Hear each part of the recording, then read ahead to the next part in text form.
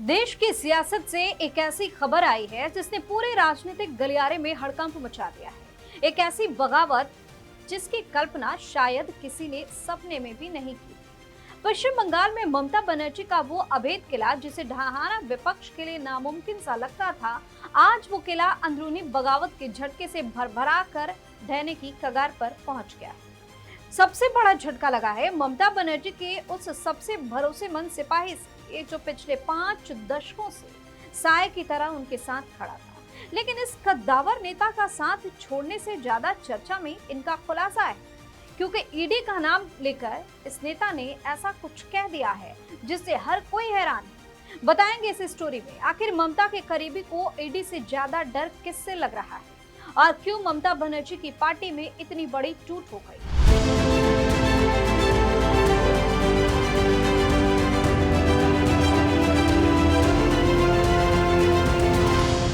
नमस्कार, VK news देख रहे हैं। मैं हूं आपके साथ दिव्या सिंह। बंगाल की राजनीति में यह भूचाल तब और तेज हो गया जब करीब 50 साल तक ममता बनर्जी के वफादार रहे विधायक मदन मित्रा अचानक बागी गुट के साथ नजर आए। जब उनसे पूछा गया कि क्या उन्होंने पार्टी छोड़ दी, तो उन्होंने बड़े ही दार्शनिक अंदाज में कह दिया कि मैं टीएमसी में था और टीएमसी में ही हूँ।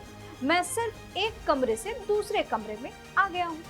इसी दौरान उनके साथ बागी गुट के मुखिया और विधायक ऋतव्रत बनर्जी भी मौजूद थे।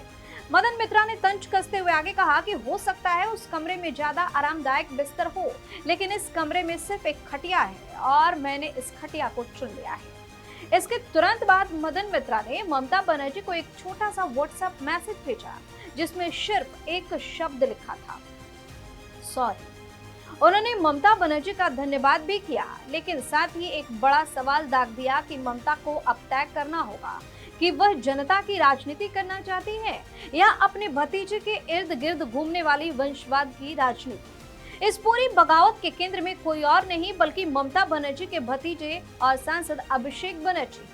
मदन मित्रा ने अभिषेक बनर्जी पर तीखा और सीधा हमला बोला।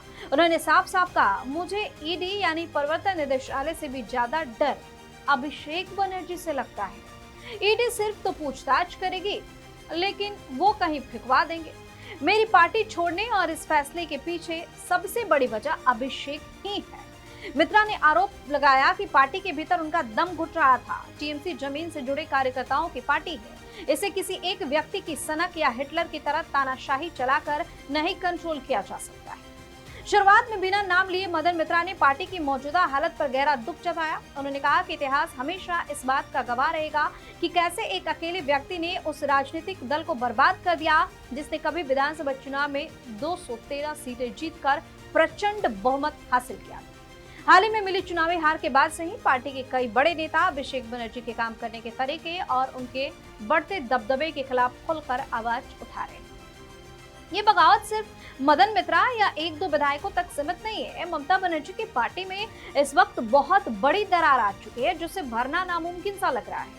मदन मित्रा जैसे बड़े बड़े विधायकों के साथ साथ अब तक 20 लोकसभा सांसद भी ममता बनर्जी का साथ छोड़ चुके हैं। यही नहीं, टीएमसी के 13 राज्यसभा सांसदों में से 3 सांसदों ने इस्तीफा दे दिया और अब वे दोबारा बीजेपी के टिकट पर उच्च सदन यानी राज्यसभा जाने की तैयारी में है।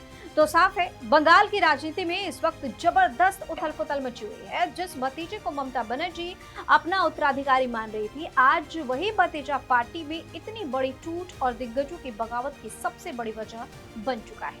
खैर, आपकी अपनी राय क्या है, कमेंट करके जो बताइए। चैनल को सब्सक्राइब कीजिए, वीडियो को लाइक और शेयर कीजिए। धन्यवाद। वीके न्यूज, राष्ट्र के नाम।